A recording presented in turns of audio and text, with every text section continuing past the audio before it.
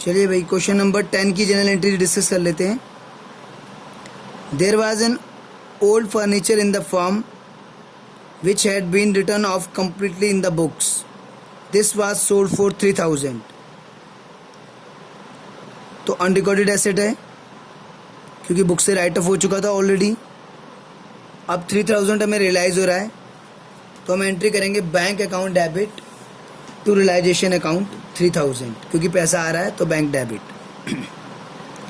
Ashish an old customer whose account for 1000 was written off as bad. 1000 rupees उसने हमें देने थे, हम बैड अप मान चुके थे प्रीवियसली। पेड 60%, लेकिन उसने हमें 60% अमाउंट दे दिया तो 1000 का 60% 600 हमें मिल गया। तो bank account debit to realisation account, पैसा आ रहा है, जब भी पैसा आता है तो बैंक डेबिट होता है। अगला है Paras agreed to take over the firm's goodwill not recorded in the books of the firm at a valuation of 30,000।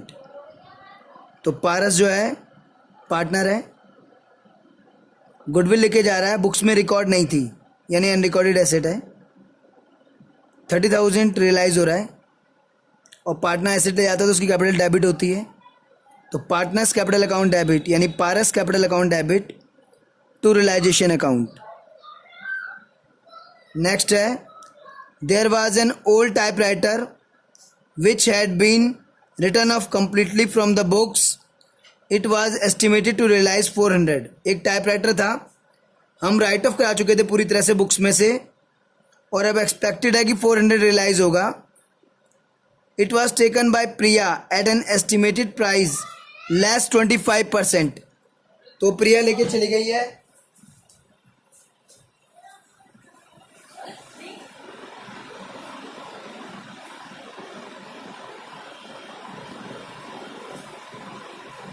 प्रिया लेके चली गई है एस्टिमेटेड प्राइस लेस 25%।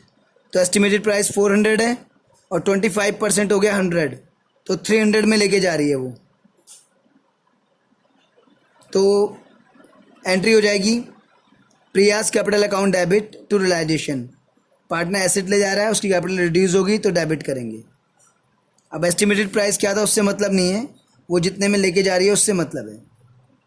अगला है there were 100 shares of 10 each in Star Limited acquired at a cost of 2000।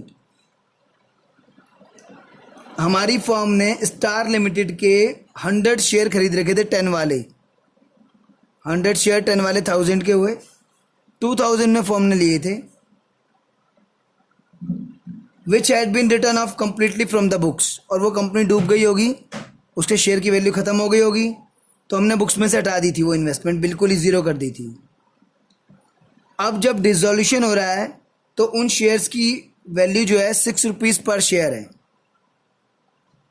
तो 100 share थे, 6 rupees की value है, 600 के वो शेयर हुए और पार्टनर्स ने डिवाइड कर लिए PSR में। तो ये तो वही बात हो गई, पार्टनर अनरिकॉर्डेड एसेट लेके जा रहे हैं, उनकी कैपिटल डेबिट होगी। तो Paras account capital account debit, Priya capital account debit to realisation, क्योंकि जब भी कोई एसेट लेके जाते हैं तो कैपिटल रिड्यूस करते हैं। तो 300 300 600, 1000 के थे, 2000 में खरीदे थे, वो सब मैटर नहीं करता। अभी ये है कि 100 शेयर और 6 की वैल्यू 600 और PSR यानी इक्वल है इसमें, तो 300 300। तो Paras capital account debit, Priya's capital account debit to realisation account, ये एंट्री हो जाएगी बच्चों। फिर क्वेश्चन नंबर 11 है, उसकी एक एंट्री में डिस्कस कर रहा हूँ। Harsh loan 6000 was settled by paying 5500। तो 6000 का लोन है, 5500 में सेटल कर रहे हैं, पार्टनर का लोन है ये। तो Harsh loan account debit to bank to realisation account, जो 500 का फ़ायदा हुआ वो रियलाइजेशन में क्रेडिट हो जाएगा। PNL का क्रेडिट बैलेंस है 15,000 का, तो क्रेडिट बैलेंस है तो डेबिट होके ख़त्म हो जाएगा। PNL account debit to Aman to Harsh, partners के नाम है। तो 15,000, 7,500, 7,500 PSR में